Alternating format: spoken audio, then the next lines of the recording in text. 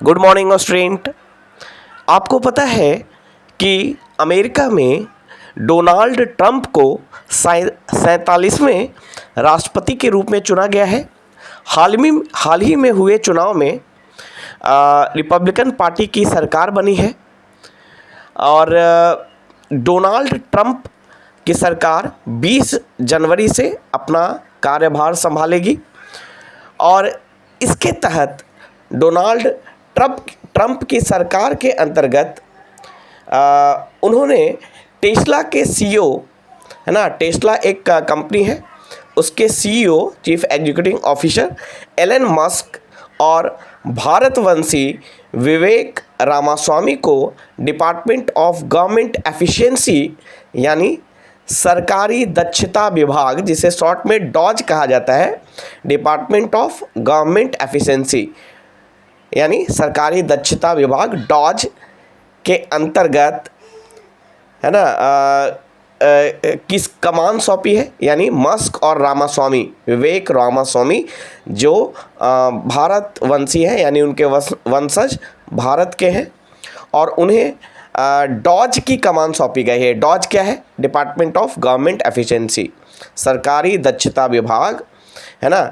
और डॉज का कार्य क्या है? डॉज का कार्य है नौकरशाही और सरकारी व्यवस्थाओं में कई प्रकार के बदलावों के लिए काम करना। यानी नौकरशाही मतलब अफसरशाही भी इसको कह सकते हैं, ब्यूरोक्रेसी, और सरकारी व्यवस्था इसका मतलब गवर्नमेंट जो स्ट्रक्चर है उसमें कई प्रकार के बदलाव लाएगी। आपको बता दें कि ये जो एडमिनिस्ट्रेशन है डोनाल्ड ट्रंप का एडमिनिस्ट्रेशन, वो 20 जनवरी से प्रभावी होगा। डोनाल्ड ट्रंप का ये कहना है कि अपने चुनाव प्रचार के दौरान डोनाल्ड ट्रंप ने कहा था कि जो बाइडेन सरकार में, है ना, ब्यूरोक्रेट्स बहुत ही पावरफुल है, ब्यूरोक्रेट्स का बोलबाला है। अगर वे राष्ट्रपति बने तो व्यापक बदलाव होंगे और इन्हीं बदलावों को लागू करने के लिए डिपार्टमेंट ऑफ गवर्नमेंट एफिशिएंसी यानी सरकारी दक्षता विभाग, जो शॉर्ट में डॉज कहा जाता है, को बनाया गया है और इसकी कमान, है ना, टेस्ला के सीईओ एलन मस्क और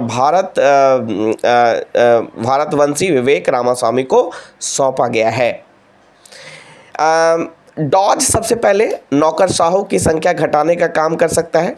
नौकरशाह में ब्यूरोक्रेट्स की संख्या घटाने का काम कर सकता है, उन्हें अधिक जवाबदेह बनाने की कवायद कर सकता है ना।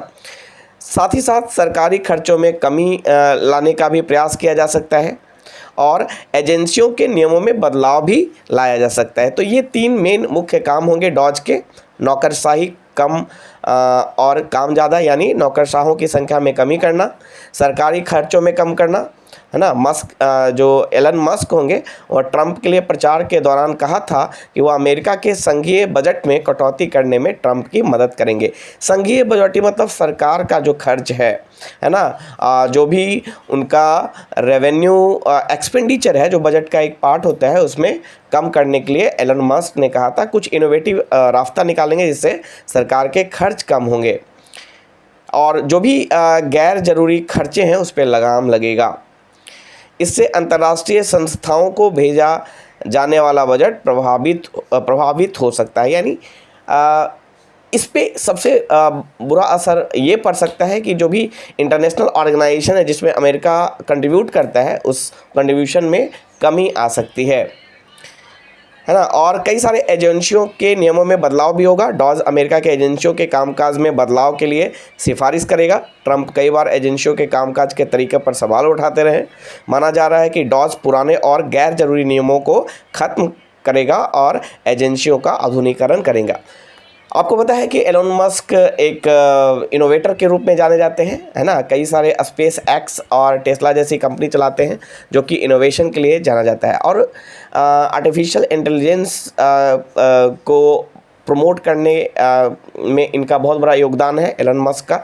तो कहीं ना कहीं डॉज के आ जाने से अमेरिका में जो आर्टिफिशियल इंटेलिजेंस है उसको बढ़ावा दिया जा सकता है और उसके द्वारा खर्च को कम किया जा सकता है। इससे हो सकता है कि आगे चलकर बेरोजगारी की समस्या भी देखने को मिले और मतलब ऐसे तो हमें पॉजिटिव होप रखना चाहिए, बट ये समस्याएं उत्पन्न हो सकती हैं और इससे अमेरिका के साथ साथ दूसरे देशों को देश भी प्रभावित हो सकते हैं।